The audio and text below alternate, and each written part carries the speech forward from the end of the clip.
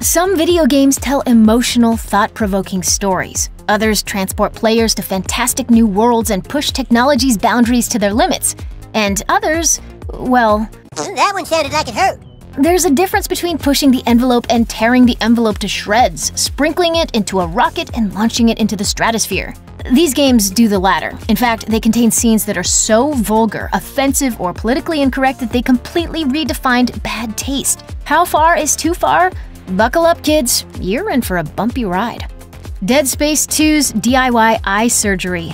The hero of the Dead Space trilogy, Isaac Clarke, is a lot of things. He's an accomplished systems engineer, he's a hardened survivor. But what he's not is an eye surgeon. This becomes abundantly clear when he's tasked with crawling into the Noontech diagnostic machine in order to maneuver a needle through his own eye and into his brain. Because, you know, science. I remember this. The machine activates the parts of our brain where the marker codes are stored. How does that threaten the marker? You don't need to suffer from a fear of needles to understand why this scene is so harrowing.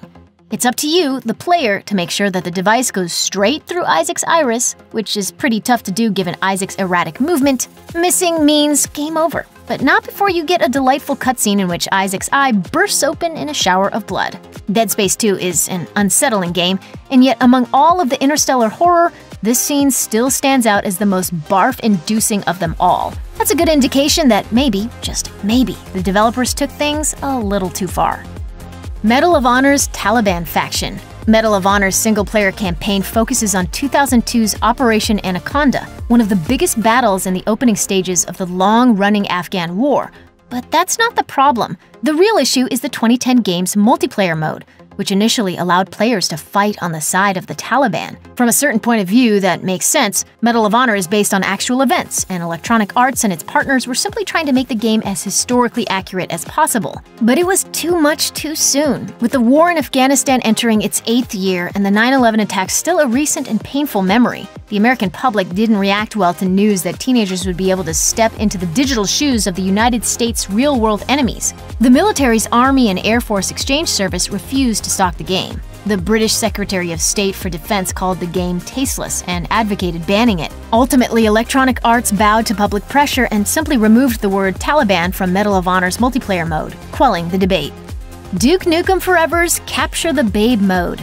Let's put this front and center. Duke Nukem Forever is not a good game. And it's not particularly funny either, especially when it comes to Duke Nukem Forever's treatment of women. But even in a game that features over-sexualized twins and schoolgirl outfits and offhand jokes about rape and abortion, Duke Nukem Forever's Capture the Babe multiplayer mode stands out. It's just capture the flag, except you're fighting over two scantily clad women who you need to slap to get under control. That's it. There's no deeper point, so it doesn't qualify as satire. There's no punchline, so it's not really a joke. It's too transparent of an attempt to be edgy to be truly offensive. Ultimately, it's just misogyny for misogyny's sake. Duke Nukem Forever spent 15 years in development, so everyone involved in making it had plenty of time to do better. And yet, here we are. Tomb Raider's graphic death scenes. 2013's Tomb Raider reboot did a lot right, but most importantly, it gave Lara Croft some much-needed depth. This is Lara far from perfect, and she's more human and more fragile than ever before. Well, this Lara might be fragile, or Mother Nature might just be holding a massive grudge. The game's gruesome death scenes, which frequently come courtesy of inconveniently placed natural hazards, are way over the top. Over the course of the reboot, poor Lara has her throat torn out by a wolf, she's crushed by pieces of a crashing plane, and she's sliced and diced by a spinning propeller. The violence isn't just implied either, you see each and every death scene in all of their brutal, bloody glory.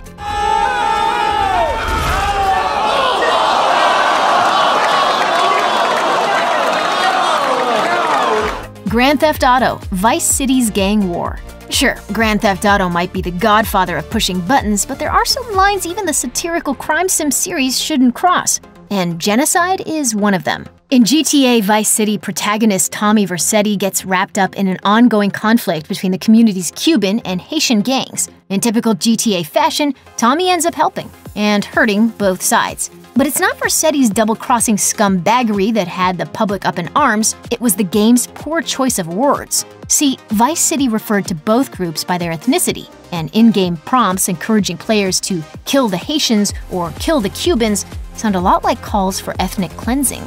I'm gonna kill me a Haitian. And then I'm going to make love like a man. You know that, chica? Something like this.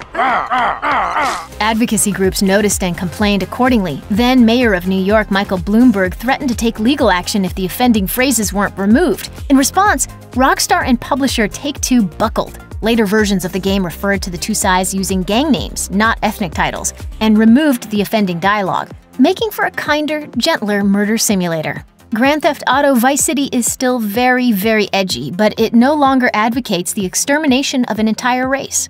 That's probably for the best.